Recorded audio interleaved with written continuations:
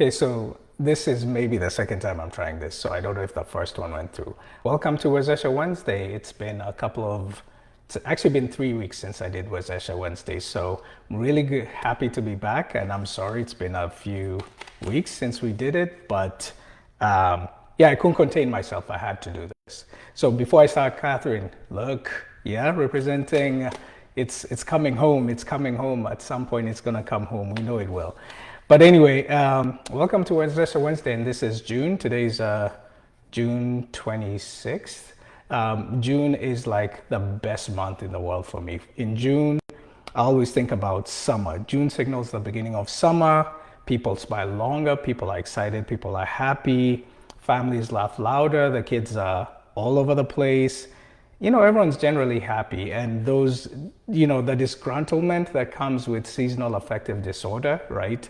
You know, with the autumn and the winter season when people are so moody, spring, some places are still cold, summer is just awesome. So I'm really happy. Another reason why I like summer, and particularly why I like June, June is midway through the year. So at June, we have a opportunity to restart all the things that we thought we'd do in January. Now it's June, now it's time to restart. So I like that. It's a time to reset and reignite our resolutions. Yeah, so June feels like January to me. But also June is the birthday month. June is a birthday month for me and for several of my close friends. Shout out to Leo, Ken Small, Chris. We own this month, right? Finally, June is a celebration month. There's a lot of celebrations that go on. It's Pride Month, Juneteenth, Father's Day, and then like this year, there's Euros and Copa America at the same time. And, normally summer, June is when there's World Cup. So all good things happen in June. And very importantly, and this is what I want to talk about today, June is also Men's Mental Health Month. So this month is really dedicated to us men and to our mental health. And that's why I want to do Wezesha Wednesday today. So I love June. Yeah. Now to serious matters, okay? Honestly, I'm tired. I am tired. I'm tired of hearing, I told you this is going to be a controversial life, right?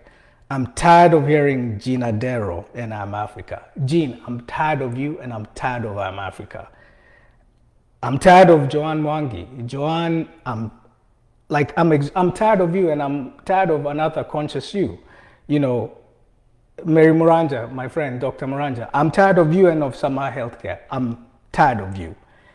Jacinta Mutonga, my buddy from DC and Sublime Flow, I'm tired of you. I'm tired of you. And, I'm even tired of Dan Korir. Honestly, Diana, I'm tired of you. Why? Because all these people, all these ladies, I'm Africa is coming and there's all these promotions about I'm Africa. I'm tired of it. Why? All these ladies, they're good friends of mine. But the reason I'm tired of all this noise around them is that they're always looking out for us guys. All the time, they're the ones who are looking out for us guys. They're the ones who are saying, let's plan muscle up. Let's plan how to get our men, into the mental health game. Let's plan for... I am tired of them planning things for us. It's time for us, guys.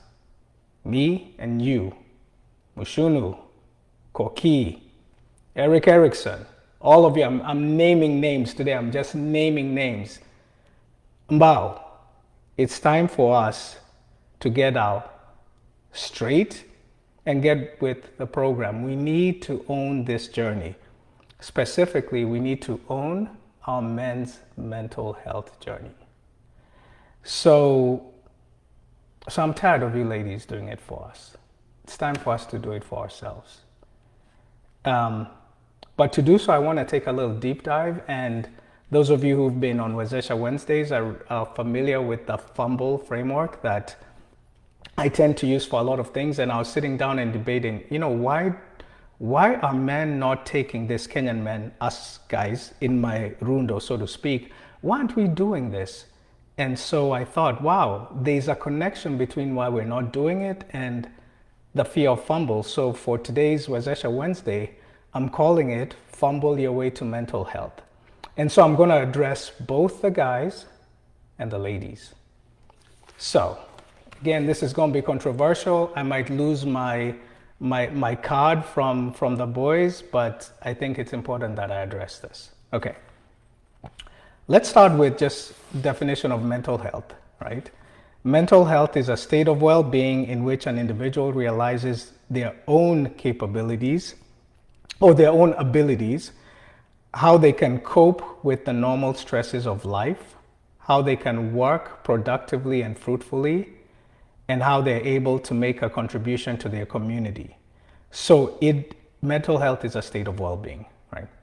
Also, it's a state of emotional, psychological, and social well-being that affects how we think, how we feel, and how we act.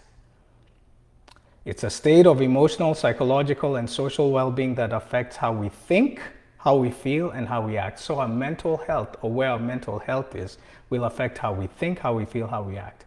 It also helps determine how we handle stress, how we relate to others, and how we make choices. So mental health is not an absolute. Either you're not healthy, either you're healthy or you're not healthy in mental health. It's a state.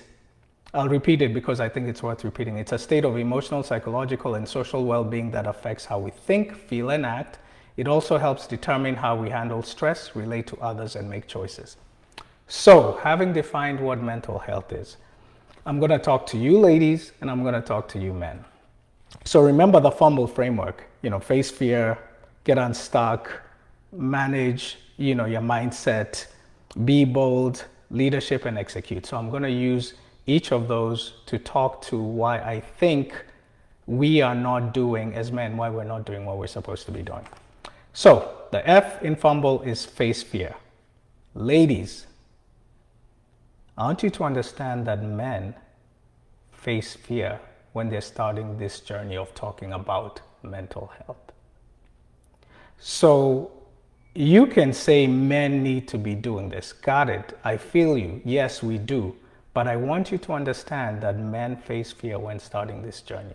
So please, as you engage with us, understand that we are trying to face our fear of actually starting this journey of talking about mental health.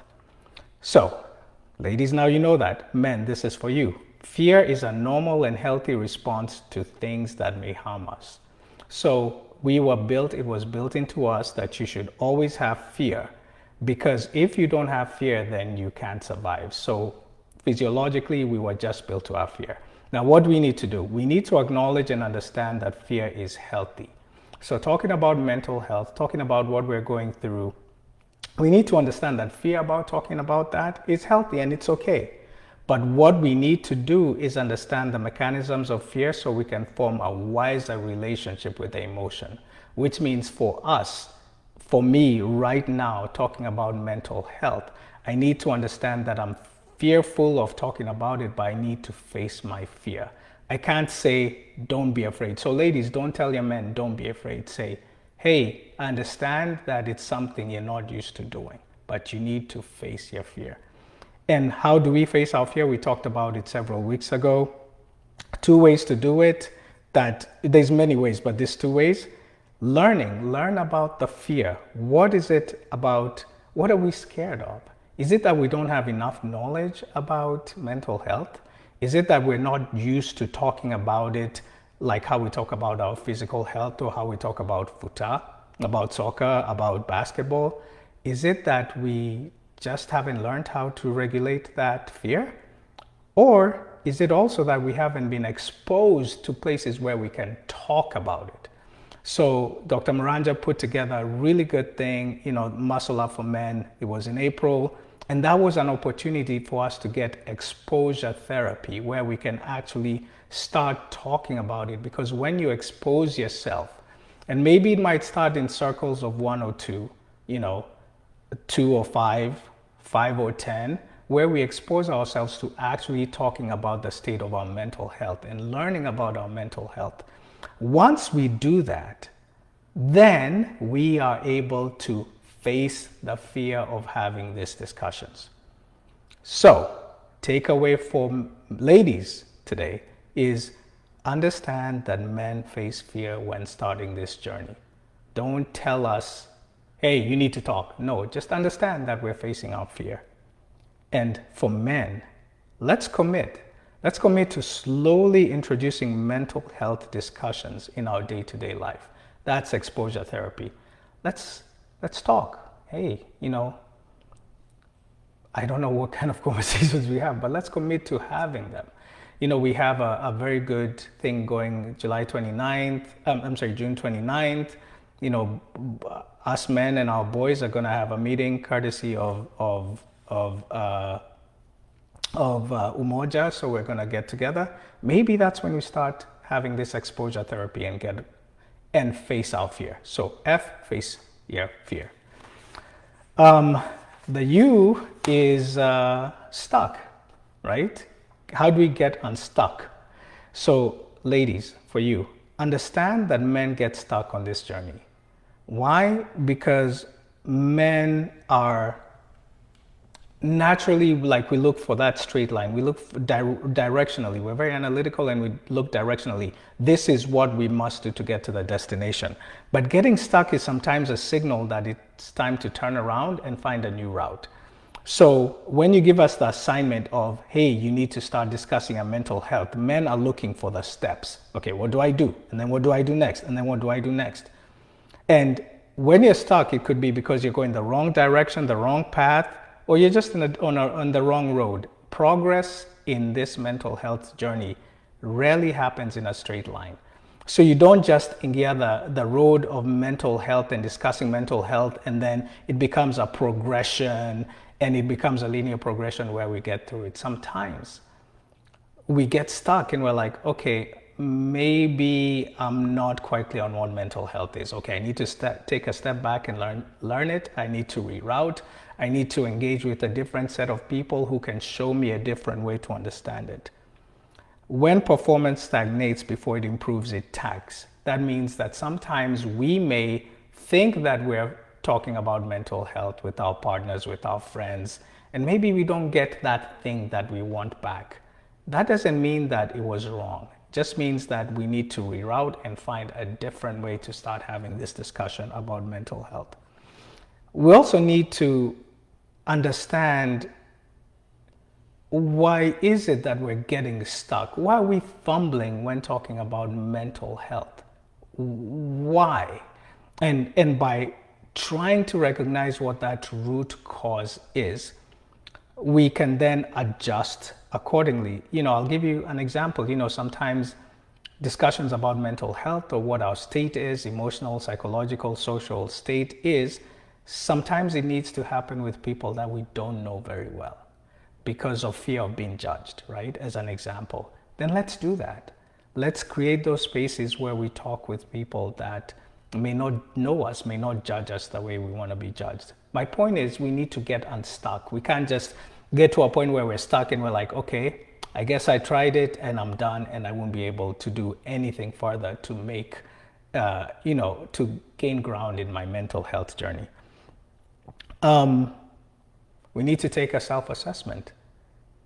We need time for honest reflection, identify what is it, like why. And in process improvement, we have this thing called 5 whys, right? So you ask a question, and then to find the root cause, you ask why 5 times. You don't feel like talking about it. Why? Because I just don't feel like. Why? Right? You ask 5 whys, and you get to a root cause, and the root cause will help us figure out what is it that's stopping us from addressing mental. Remember, I'm no judgment here. I'm just talking about what we, the guys, what we need to do is to self-assess, self-reflect, ask ourselves why, and then get unstuck and get back on the road again, because this is an important journey that we're taking. By the way, it's a lifelong journey, right? So getting unstuck is the second thing that we need to do. So takeaway for women, ladies, understand that men get stuck. Don't expect them to follow the same progression or the same route that you do with Africa and with all these other things that are so good and allow you to put yourself in an environment where you're moving forward. Sometimes men just get stuck. And for men, what we need to do is let's commit to talking about why we get stuck. So when these conversations come up and someone says, yeah, I don't want to talk about it, let's commit to talking about, okay, why don't you want to talk about it? What is it that's making you not want to talk about it? Remember, progress rarely happens in a straight line. So we may want to have this journey be linear, but for us men, it just might not. Heck, we may not be able to ever do an Africa. Like, who said we have to do Africa? We don't have to. Maybe we're wired differently and need to do something else. Who said we need to do muscle up with Dr. Muranja? Maybe we're wired somehow differently, but it's up to us to get unstuck, and we have to figure out what route, what direction we're going to have to take, but we're going to have to address it, and we need to get unstuck. So men, get unstuck. The third one, remember FUMBLE, face fear, get unstuck. The third one is manage the mindset. And personally, I think this is the biggest one for us. Ladies, to you, understand that men's mindset have been shaped for a long time. So you can't just come in, Jean, I'm Africa, Dr. Muranja, muscle up, Diana Korir, and all these things that you tell us we need to do. You can't just come in and just say, okay, get over it, let's move. No. Understand that our mindset has been shaped for a long time. Each of us individually, but men collectively. How we grew up, how we were raised, what we were told, what the norms we had, all these things that we've talked about over and over and over again. Mindset is the core assumption we make about the nature of ourselves or things in the world. Don't cry. Be strong. You don't need to talk about it. Those are things that have been fed into us. So men, now that we know that mindsets are established sets of attitudes and opinions, beliefs, values, and assumptions, and are a major part of how we view ourselves and our experiences, what I'm asking us to do is to consider that maybe we need to change from a fixed mindset, which is a belief that those things are innate and unchangeable, to a growth mindset where we open ourselves up and allow ourselves to learn and to do the hard work of having these discussions about mental health. Again, it's incredible how much influence there's been in our lives that makes us feel that we cannot change who we are. Bro, I feel it all the time. I'm like, I am who I am. Nah, those discussions I can't have. But I'm coming to you in vulnerability and saying, I need to have a growth mindset. I need to change from a fixed mindset, and I need your help with that, right? Growth mindset embraces challenges, views failures as learning opportunities, and finds inspiration in the success of others. When we see other people go through this barrier of mental health for men and are able to successfully just start talking about it and feel comfortable talking about it, and perhaps not even look for a solution, but are just talking about it, then maybe, just maybe, we can tell ourselves, you know what? Yeah, that mindset I need to change. So we need to manage our mindset. So what does that mean? Today, I'll ask you, what is your belief about mental health? Do you think about mental health and you think, that mental health is something that's good for you, or that mental health is something that's bad for you? Is mental health, or a discussion around mental health, or me bringing up this discussion today, is it making you feel, as we say in Q, vivi? You feel, yeah, Ichi, you need to stop talking about that stuff. Do you feel vivi when I mention the word mental health? Is it something that motivates you or debilitates you? Is it something that fills you with, okay, yeah, I'm open to talking about it. I'm open to hearing about it. Here's what I know. the mindset at the beginning predicts the decisions you'll make. So if your mindset at the beginning is, oh, mental health, waste of time. Men's mental health, we leave it for Jean, Jane, Joanne, Mary, Diana, Florence, Jacinta. We're just going to leave it to them.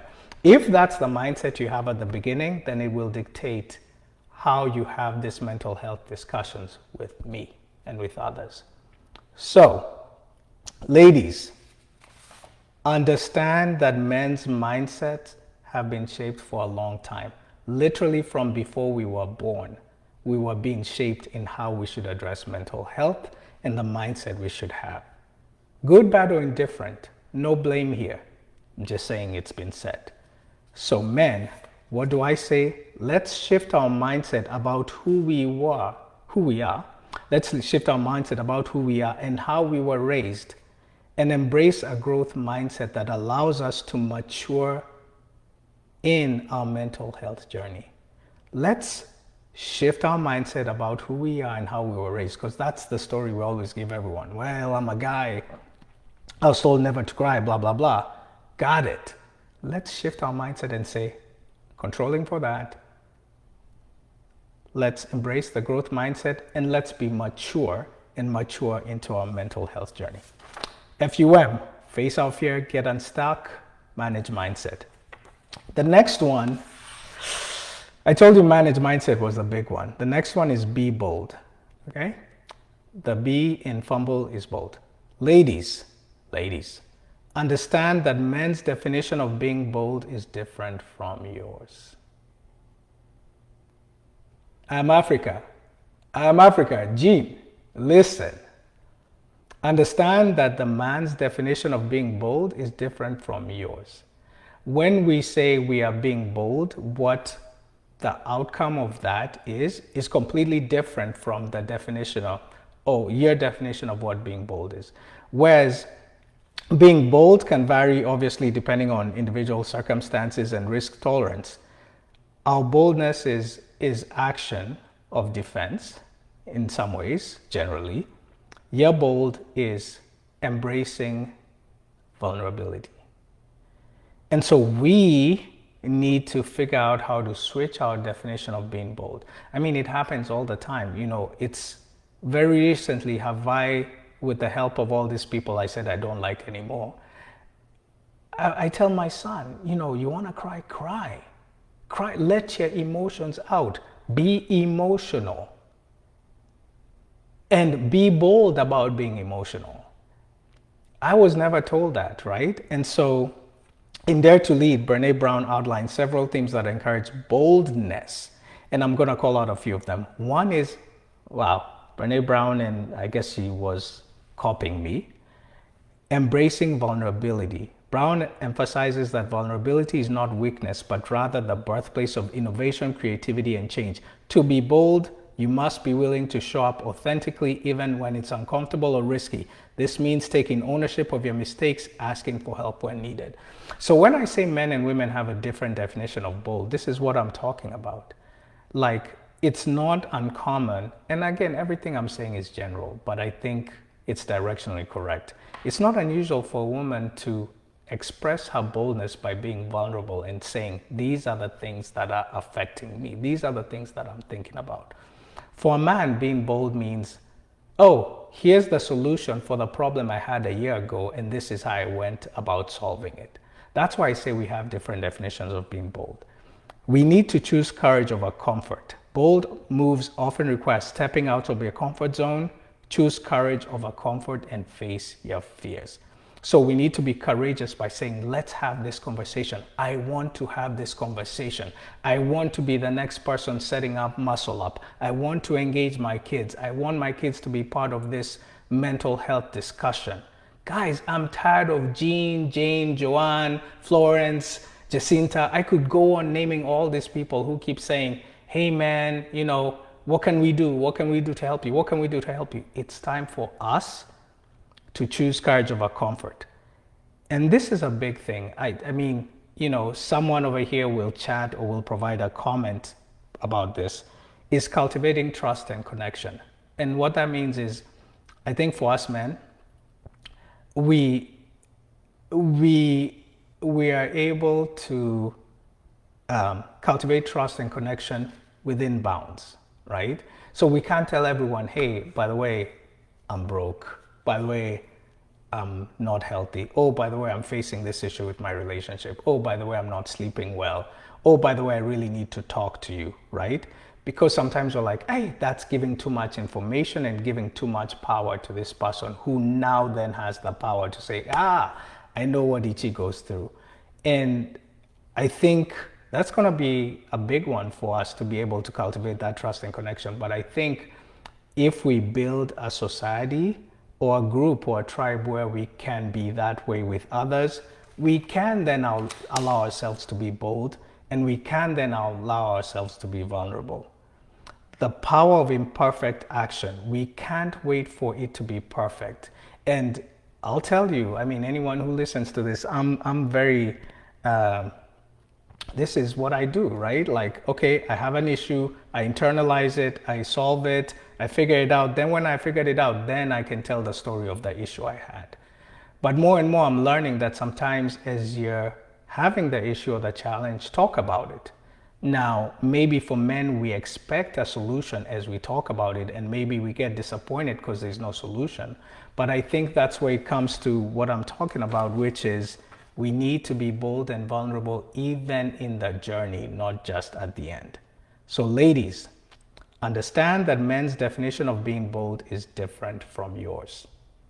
Men, we have a lot of work to do here. Need to embrace vulnerability. We need to choose courage over comfort. We need to figure out how to cultivate trust and connection so that we can, in some ways, control how and with whom we share our mental health journey. Okay, F.U.M.B.L. is for leadership, right? Ladies, please understand that a man's idea of leadership conflicts with your sense of relationship. I wrote this out. I'm so proud of myself. Please understand that a man's idea of leadership conflicts with your sense of relationship. So here's what I mean. Men practice self-leadership. Well, let me tell you what I mean first, then I'll give some examples. So women seek relationship, men seek leadership. We want to be leaders in our home. We want to be leaders and have answers, solutions to problems that come. Women want a relationship. One of those people I mentioned that I don't like anymore told me, Ichi, you need to remember that us women, we're grown up. We can handle what you tell us. Don't think that you're protecting us from something by not telling us. Tell us, because how else will we know what's going on? And you have to trust that we're grown up and we can figure it out. That's why I say a man's idea of leadership conflicts with your sense of relationship, because a man's idea of leadership is, let me figure out how to solve it, because I don't want you to have to go through stress as I'm trying to lead us, our family, through this. But women are seeking relationship, which means a both way interactive discussion about the issues that are happening. So you know what? It's tough. It's tough. It's tough to yield your leadership or redefine your leadership into relationship. So men, we need to practice self-leadership, which refers to ability to manage our own thoughts, emotions, and behaviors in pursuit of goals. And sometimes that goal is having a relationship. We need to embrace emotional intelligence, which is the capacity to recognize and manage our own emotions and those of others. And what that means, like in this context, is how do we manage our emotions? How do we figure out how to open up managing our emotions doesn't mean we shut our emotions down. Managing our emotions means that we can share our emotions with those around us, both men and women, in the pursuit of mental health. Men are resilient, right? Resilience is the ability to bounce back from adversity and maintain a positive outlook. Resilient leaders are better equipped to handle stress, overcome obstacles, and lead, their families through difficult times. So we're resilient. So men, here's what I'm saying by we're resilient. That means that sometimes we're scared of talking about our mental health journey because we don't have an answer for it, or maybe we might fail, or maybe we might not get the answer we want when we have this discussion. But we're resilient. We can bounce back. Hey, I tried it. It didn't work. What am I going to do? I'm going to try it again. And you know what? I'm going to try it again. And I'm going to try it again. Because guess what? I'm resilient and I can get through that. So all that sounds good, right? The issue is we don't share that journey with women. We don't even share that journey with other men. A man wants to solve and then tell, but you, the woman, typically wants to be part of that journey of what you went through. And therefore, there's a conflict, right? A man wants to solve and then tell you, whereas you want to be part of that journey, you, the woman. So I told you, my friend, whose name I wouldn't mention, once told me, women can wear big pants too. Tell us what you're going through. Wow. Okay. So let me go back. Leadership. Ladies, please understand that a man's idea of leadership conflicts with their sense of relationship. Men, what do we have to do?